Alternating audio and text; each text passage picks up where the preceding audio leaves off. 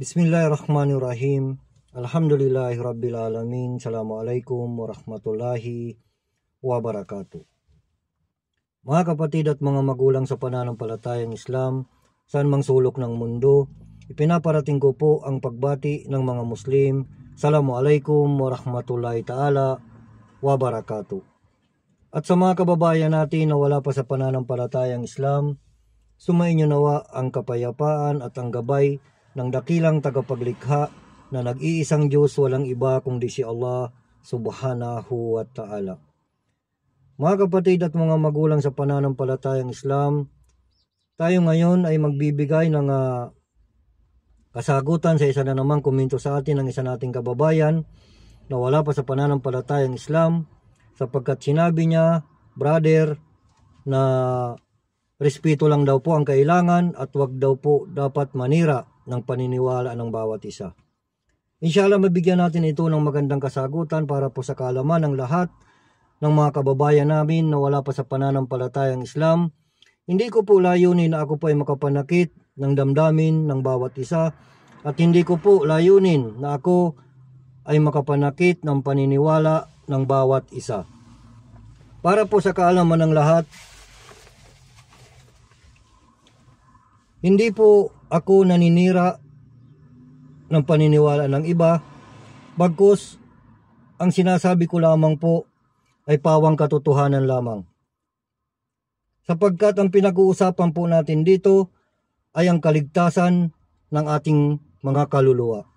Para sa kaalaman ng lahat, kaya po kami nag-aalisan sapagkat napakarami po, hindi lamang po ako, may mga pari po na nagsisialisan ng Romano Katoliko, sapagkat ang Roman Catholic po ay hindi po yan ang itinuro ni Jesus na relihiyon. Hindi po yan ang relihiyon na tinuro ni Jesus na relihiyon ng tagapaglikha. Anong sabi ng Allah subhanahu wa ta'ala sa banal na Quran? Qala ta'ala, inna dina indallahi al-Islam. Ang relihiyon lamang na para kay Allah subhanahu wa ta'ala ay ang Islam. Hindi po sinabi ni Jesus na tayo ay sumamba sa Ama, sa Anak at sa Espiritu Santo. Wala po kayong maipapakita na sinabi ni Jesus na sumamba sa Trinity. Kaya paano po masasabi ninyo na ito ay paninira? Tulad po ng mga sinabi ko na pag nagsamba kami pag nagsamba ako sa Romano Katoliko, naka-short o naka-chinilas, naghalo-halo ang kababaihan, kalalakihan. Katotohanan po yun, totoo po yun, hindi po yun tinuro ni Jesus na maghalo-halo. Paano ba sumamba si Jesus? Hindi ba nagpapatira pa? Naka-short ba siya? Naka-chinilas ba siya? Si Birhen Maria, anong kasuotan ni Birhen Maria? Hindi ba kasuotan ng mga Muslim? Sinusuot ba yan ng mga Kristiyano na nagsasamba o nagsisimba sa simbahan? Hindi, di ba? Hindi po ito paninira, katotohanan po ito, sadyang masakit tanggapin ang katotohanan. Anong sinabi ng Allah subhanahu wa ta'ala sa banal na Quran? Qala ta'ala, wa ma khalaqtul jinna wal insa illa liya'budun. Ginawa lang ng Allah subhanahu wa ta'ala ang jin, yung hindi nakikita, at ang tao upang ang sumamba lamang sa Kanya. Sa Kanya lang tayo dapat sumamba, hindi sa tatlo. Paumanhin po sa inyong mga naririnig sa aking mga sinasabi, bagkus ito po ay katotohanan lamang. Hindi po ako naninira ng bawat relihiyon. Katotohanan lamang po ang aking pinaparating sa inyo. Sapagkat ang pinag-uusapan natin dito ang ating kaligtasan, sapagkat lahat tayo ay makakaranas ng kamatayan saan man tayo magpunta.